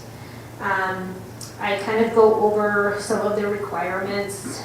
If a student, if the use of seclusion and restraint is used on a student, a written report is required to be typed up. That report goes to parents. There are some other requirements of teams meeting.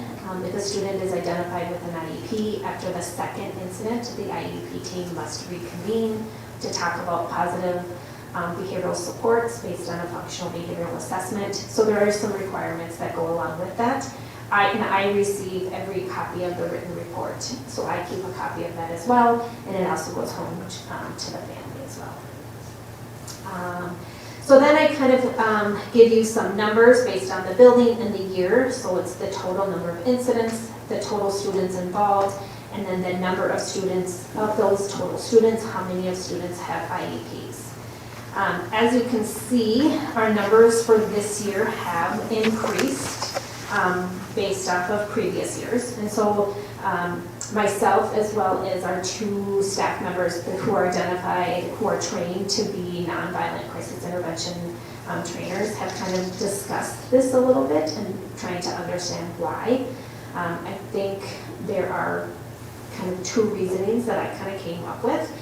One is I did a lot of kind of outreach, making sure staff really understood their requirements to report and document. And I think anytime you emphasize something like that, you're going to see an increase.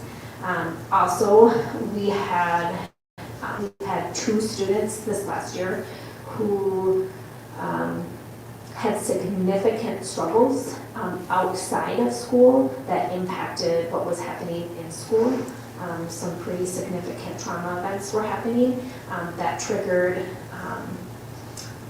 more, I would say, aggressive behaviors at school. In both those situations, we had wraparound teams involved, including the county and outside agencies. And so for 2 students, we saw a significant increase.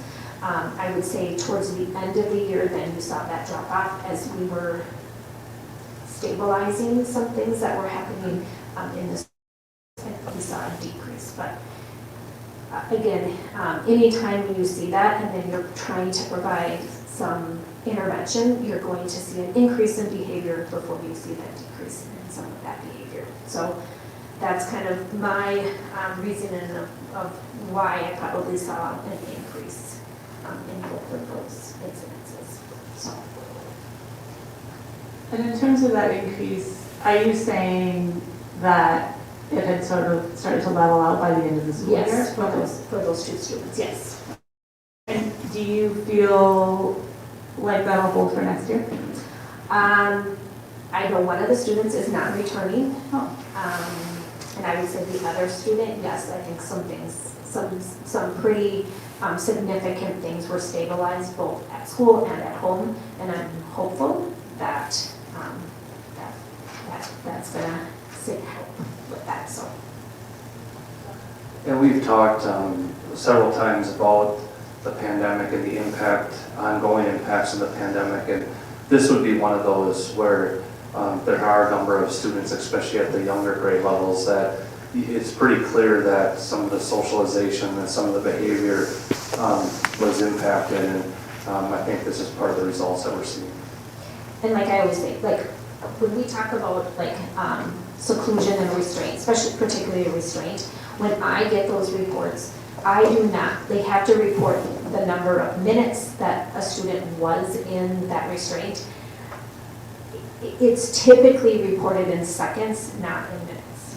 So sometimes it's a matter of, can I hold the student so the other students can be removed? And as soon as the other students are removed, hands are off. And so it really is, I think when I read the reports, and I've been participating in some of the meetings, I don't think we are using it incorrectly. Plus, we have 2 staff members that are trainers in nonviolent crisis intervention. And so they also help support those staff that maybe feel like, oh, am I doing this right? We have 2 staff members on staff that can help support those teams. I'm just curious, looking at the bottom here with the MBCI. Yep. Just curious about the number of trainings and the staff who are trained. Yep. How is that determined? And is it like voluntarily trained or are certain staff required? Certain staff are required based on just their position and what position they are and the students that they're working with. Other staff, I will never tell a staff member that they can't participate if they're wanting to participate. And I will never tell a staff member that they have to be trained if they feel like that's just, when we talk about that in the training, if you really feel that this isn't something that you feel confident in doing, there are other roles you can play in maybe a crisis situation other than being the person that is responsible for like a restraint. So there are other roles that they can play. So yes, so some staff, and staff need to be trained every 2 years. So it's not that, so if you get trained 1 year, it's two years, and then it's really kind of more of a refresher training that you're going through. And currently right now our 2 trainers are going to be in August participate. And there, as a trainer, you have to also go through your training again every 2 years. And Tonia's gone into depth previously about the nonviolent crisis intervention, and I've always been real impressed how the primary focus really is to diffuse situations. So a seclusion or restraint really is kind of a last case scenario, and I think our staff members do a really good job with that. Yeah, the majority of, half of the training is about de-escalation. So even before you would get to a point, the focus is really what can we do to prevent this from even happening? But in an event that we have to keep kids safe, this is what we can do. In the event that a paraeducator or other staff member is injured during one of these incidents, how is that handled? So we would have them fill out an incident report that Sam would kind of take over, and that has happened. If they have to go to a doctor because of something happening, we've had staff get injured, and then it goes through Sam, and we work with them. But then we also work with the staff person. We've kind of sometimes shifted roles if they don't feel comfortable coming back into that situation. If they feel better about being maybe retrained and nonviolent right away, because we have 2 staff members, they have done some things like let's meet after school and I'll do another quick not a quick training, but a training with you, so you feel a little bit more comfortable on the skills. So it's a great benefit from us to have trainers on staff where we're not sending individual staff members to trainings like at CISA that can only get trained 1 time a year. We can kind of really design when our staff need that training. Is it possible to include some sort of numbers on how many staff we have injured during the year with this report? I would have to look in to see that we can report that. Yeah, I think maybe that's something with the HR report we could look at. Specific to a certain category, I don't know that we dealt with in that matter. With the wraparound care that, several students had, and kind of, a team kind of managing situations throughout the year, is that your impression? It's not unclear from these numbers. I'm curious, is your impression that it was consistently the same teams involved in the same students, or is it more dispersed between different people on different days? I'm kind of curious about the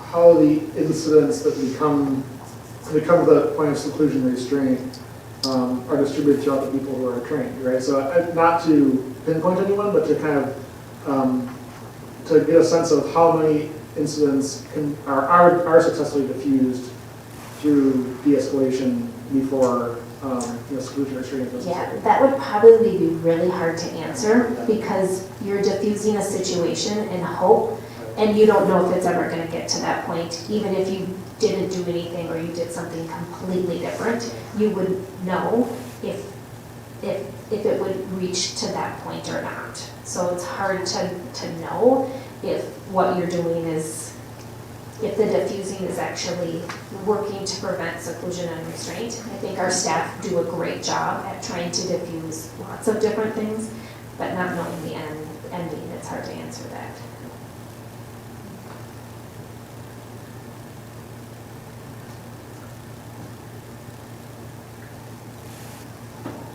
Any other questions on specifically the seclusion and physical restraint report? Or we can move on to bullying and harassment, still with Tanya. So this kind of report, I kind of give you some overarching policies that we have in place addressing bullying and or harassment. I also included that pupil non-discrimination report that I reported earlier on this year. That is linked, so you can look at that.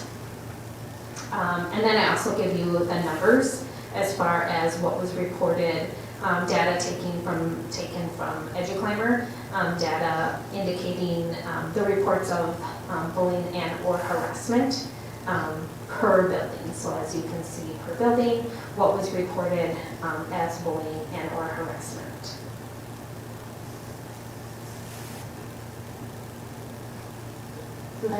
Sorry. my first question was just clarification. So these first like 3 paragraphs, I know that the first is the school board statement, but is this like upper section, is this what would be found in like the student and parent handbook? I would have to look at their language in their handbook. I think in the handbooks, from what I remember, it's more about what's written in policy. Oh, okay, okay.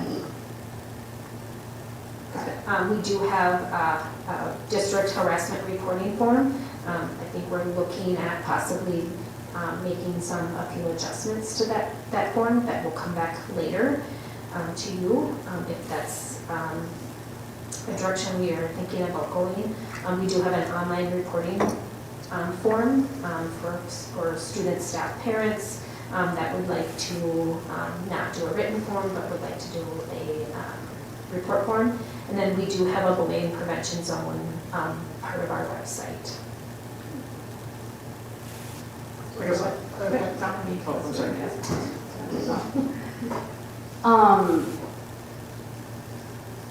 I'm just a little confused. The chart with the purple on it, that reporting in it with the data taken from EduClimber. Yep. Does it get into EduClimber after people fill out the report, or is that like teachers reporting it? It can be both.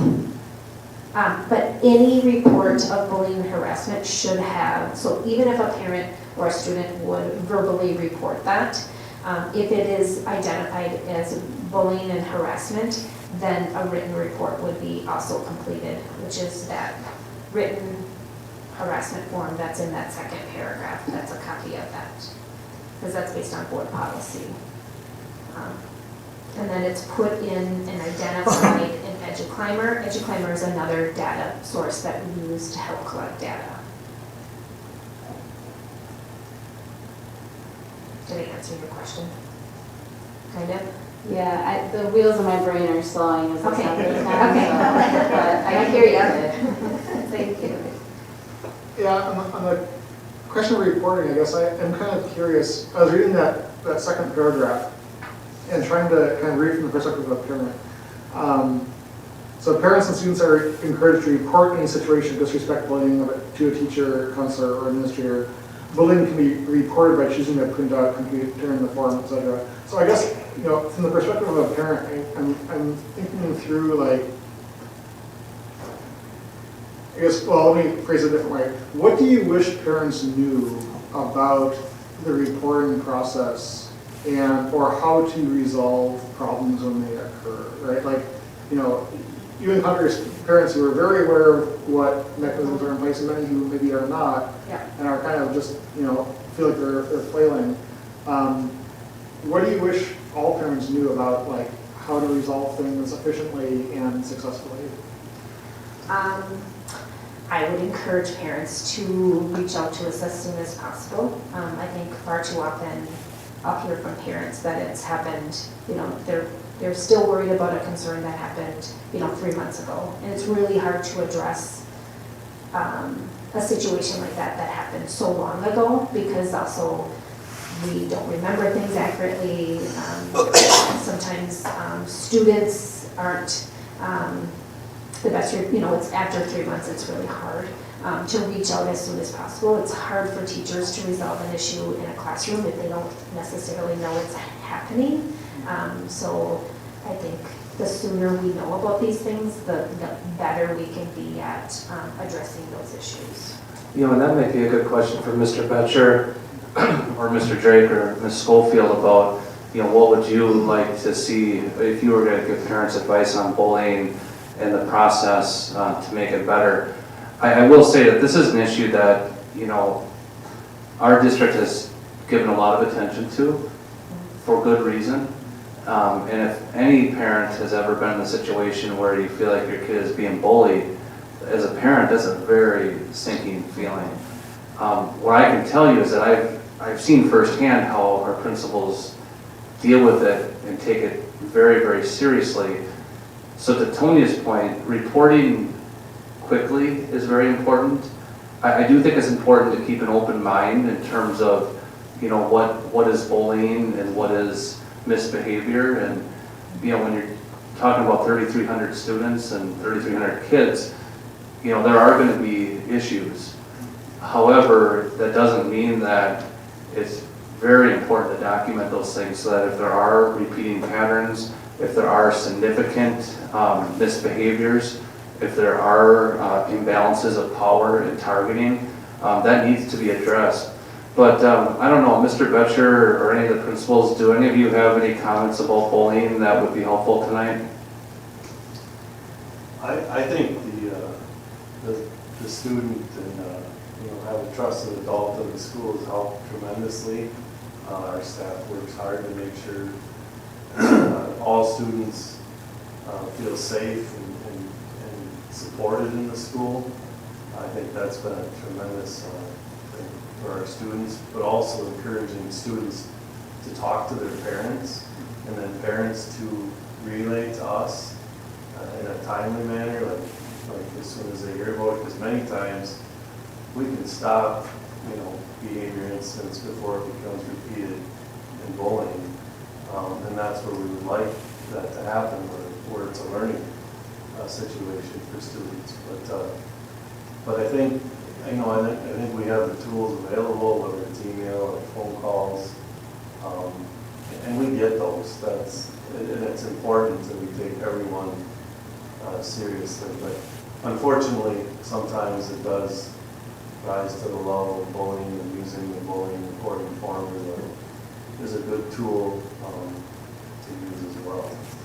I guess that's my Yeah, I would echo the same. I would say, especially with our youngest learners, that communication with parents early is really helpful, because oftentimes I'm just thinking of my own child who comes home trying to translate what that really is, and sometimes feeling like, well, I don't know, and I wish our parents reached out sooner, just to open that line of communication that always has the best outcomes for our kids. I would just add kind of to both of that. One, communication from either the students or the parents as soon as possible to whenever the incident happened is extremely helpful. The longer it goes out, or you kind of sit on it for 2 or 3 or 4 days, it gets harder and harder. We still do address it, of course, but it just gets harder to get all the details and address it in a timely fashion.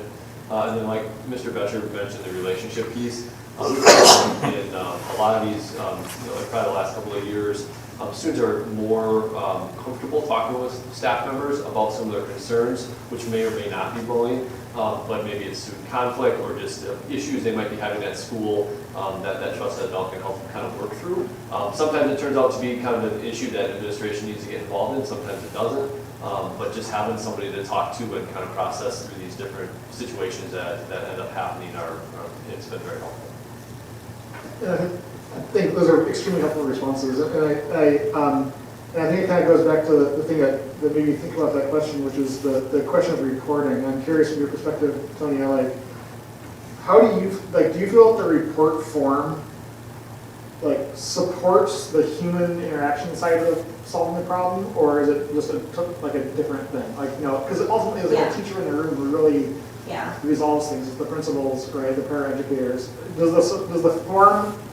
Does actually the form help that process, or is it a distraction from that process, or is it just independent? I would say most of the forms that I see are filled out by administrators. So it's after the conversation with either the student or the family. So I'm seeing more forms not filled out by families, but it's used for us so that we can help and track. Because even a verbal, if a parent would call and wanting to report that, if we're going to investigate that, then it's usually the administrator that's filling out that form. So is it a helpful tool? I don't think the form is helping to resolve the issue. It's about the people that are involved that are solving that issue. But I would add, though, how important documentation is. Because, it kind of seems to go in cycles, especially with some students where, there may be a few days where it's kind of hot and cold, and that can alternate a little bit. And having the documentation is very important, so that a few weeks from the incident, if something else occurs that may be tangentially related, having that to go back to, especially with any kind of progressive discipline or even developing working out plans and such, having that clear history is really helpful. You mentioned potential changes to the form, and I'm curious, it kind of sounds like, I'm reading between the lines a little bit, but with the answers you gave to the question earlier, like there is a lack of people reporting in a timely fashion sometimes. Well, Well, let me finish my question real quick, and then I'm not trying to cut you off. But I guess I'm curious about, like, if this form is due for revamping, is there a way that it could be, like, maybe just a notch more accessible or more useful to, like, catch that, or is it sort of a loss? Or are they too disconnected? I'm not sure. So the original form that we have is quite old. The new form would be more of a fillable document, so using our tools, technology, to be able to make it just easier to complete.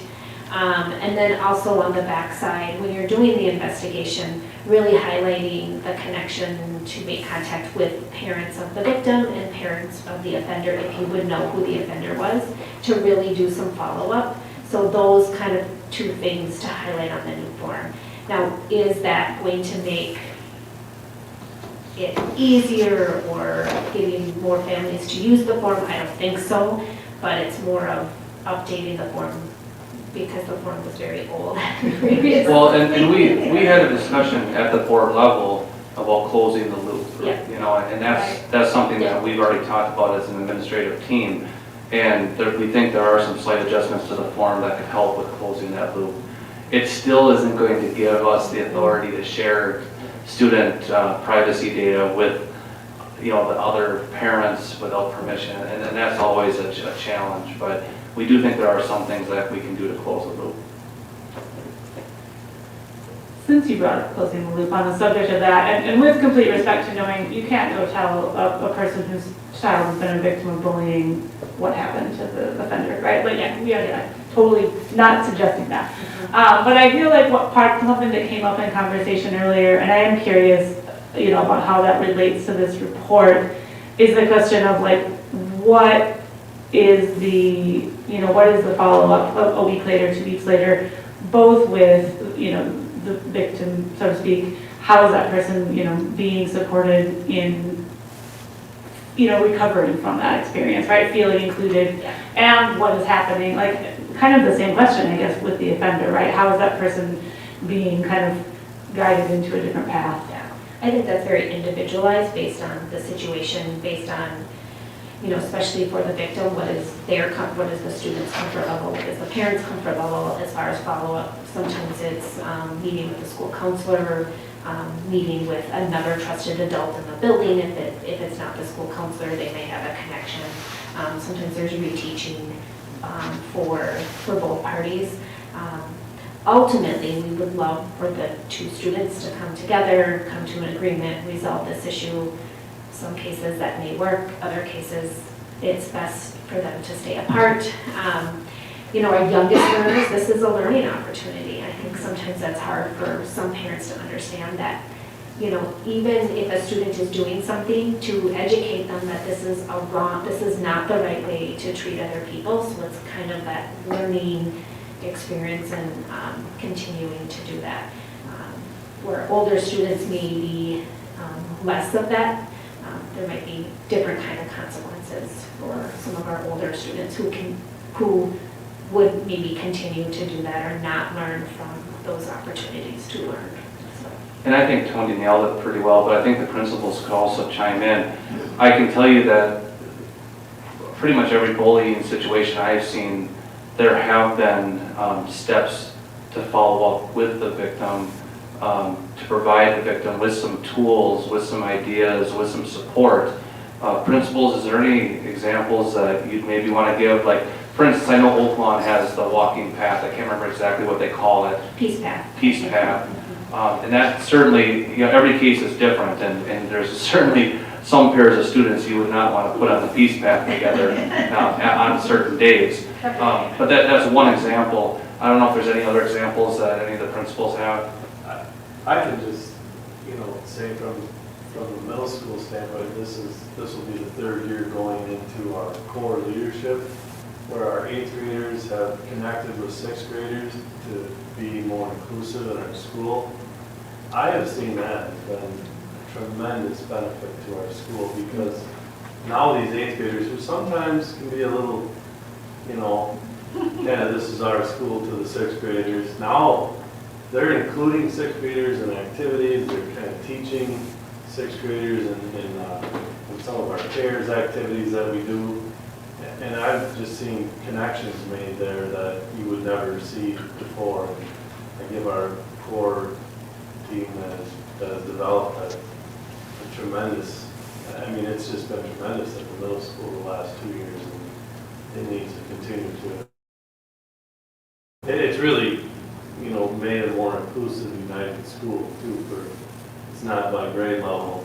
The 8th graders have been, they're leaders, and they've been positive leaders most of the time.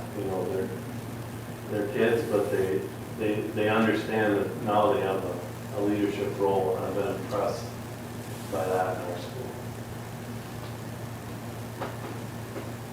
One of the strategies I've used has been to have that build off what Bart was saying before, those strong adults with both the offender and the victim, having regularly scheduled just adult check-in with somebody who is that caring adult. Sometimes it's the school counselor. I had a girl on my schedule every Friday. I would meet with her as that kind of check-in. I think building off of that for some of our kiddos it has been really good to repair relationships and just have them have that regular check-in and where they know they've got that caring adult who's following up with them.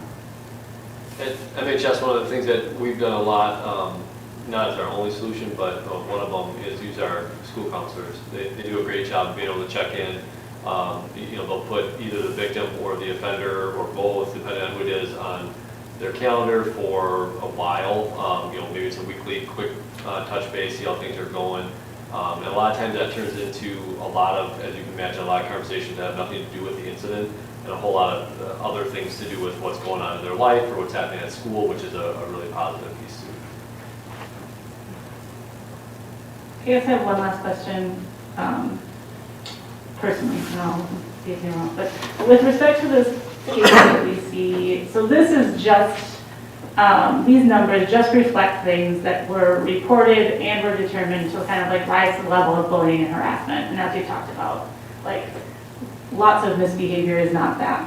Yes. I'm curious if you feel like, and I know this is really anecdotal and subjective, but if you feel like the trends that we see in this data like reflect kind of the overall climate more or less in terms of kind of yearly rises and changes in different buildings, or I think that's hard to answer. That's fair. I'm sorry. No, that's okay. Anytime you look at your data, you have to look at it and kind of make a hypothesis of why your data looks the way it looks. Again, I think sometimes, I would anticipate if we are doing, so like in our elementary schools, we actually have a bullying curriculum. My guess is when school counselors go in and present that, you might see a slight rise in that reporting, just because you're starting to use that language, you're showing them the tools, then I think sometimes that's when we see, oh, that happened 3 months ago, and I want to now report that. And so it's hard sometimes for our principals who are looking into these to really determine, is it a true bullying situation? Is it a student that is maybe misbehaving? Maybe it was a one-time incident, not, the student not being appropriate, not being very nice, maybe using mean words, and whether that is actually bullying. And that's also why that tool is very important. That sometimes I have conversations with principals about maybe the first time something happens, it's not bullying, but it's the second or third time that it happens that then it rises to kind of that repeated level that you would call that bullying. So I know that doesn't answer your question. It was a hard question. Thank you. one of the things I'd just like to add that I personally noticed in, especially our middle school and high school, is the proactive approach of just having really encouraging staff to be out and present in the hallways between classes. Just their presence makes a tremendous difference, and I did see that quite often in both of those buildings. It's so tempting to just sit and prepare for your next class or, correct some papers or something, but that's very important. When someone fills out the online report form, where does that get sent to? It gets sent to the building principal in that building and then also myself. And we do check that every once in a while, because it's out there like in the web and I worry that, so we'll do a test every once in a while, just to make sure.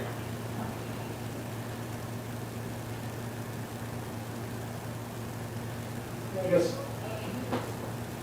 related to the previous discussion about the budget, and to Michelle's point about, having caring staff in the hallways, if we are facing increasing budget pressure, that's going to affect class sizes, it's going to affect staffing. And the students who are going to be most impacted by that are those who are already in the toughest situations, are the ones who need the most support. And it's going to be less time of those individuals, those caring individuals being able to, they're going to be dealing with more students in more tight situations, in bigger classes and tighter hallways. And so, as a question, thinking about what are ways that, that the board can support your work in making sure that we have well-trained people, caring people close to students, to resolve these problems quickly, right? So are there things that you wish you had that maybe we can't offer because our budget is so tight, but like you really say, man, if we just could do this and this, I could do so much more with the resources? I think even the discussion tonight about the referendum and moving forward, I think that's a positive thing that the board is doing. I think you guys very much support the work that staff do, and I think that goes a long way with our staff. A wish list you could always create a wish list. That's why there's wish lists. That's why they have it. But I think our staff, really, I think when you're talking, you're doing this community outreach and you talk to parents, is really the best way to prevent all of this is that communication with the classroom teacher, with the principal, and that positive communication can go a long way in trying to resolve an issue. And to Abe's point, I think it's very important to recognize that over the past 10 years, this has been a huge point of emphasis for the school district. And the boards, this board and previous boards has put the money where their mouth is. We have added school counselors, we have added social workers, we have now added behavior interventionists. We have added many resources over the past 10 years to try to support our students with their behaviors, with school safety. School resource officer, we went from 1 to 2. I mean, you could go on and on and on about the investments that our school district has made. There's always going to be challenges, but I really do think that in our school district, we have really invested heavily in trying to make our schools a terrific climate for education.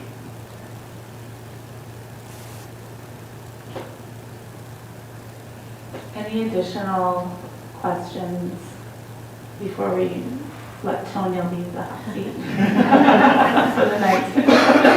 Or comments, questions or comments on the bullying and harassment report?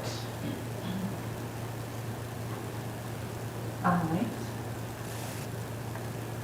Moving on. Thank you also, Tonya, for all of the, I feel like you often end up giving us like a whole bunch at a time. And that puts you into the It's so related though, it really is. Yeah, it is actually really nice, I think, to talk about this kind of all at once because it all does fit together so well. So thank you for your time. All right. Review rule updates related to artificial intelligence. So with that being said, I do know that we're getting late and long. This really is more informational for the board, and if you want us to bring it back and talk in more detail, we can. But I appreciate the work that both Brian and Katie did to look at our acceptable use policies, especially related to technology and electronic communications. And those policies were updated to include language about artificial intelligence. I know we also had a committee of staff members that had input into this as well. Basically just trying to identify, what is acceptable and what's not. Are there any questions that you'd like to talk about tonight, or would you like to keep moving? I just want to know, this will come back for a vote then? No, these are administrative rules. They don't need to come back for a vote, but we certainly can discuss them more either tonight or at a later time. I don't need to discuss them, I was just curious. Basically, don't use ChatGPT to do your Anything. essay.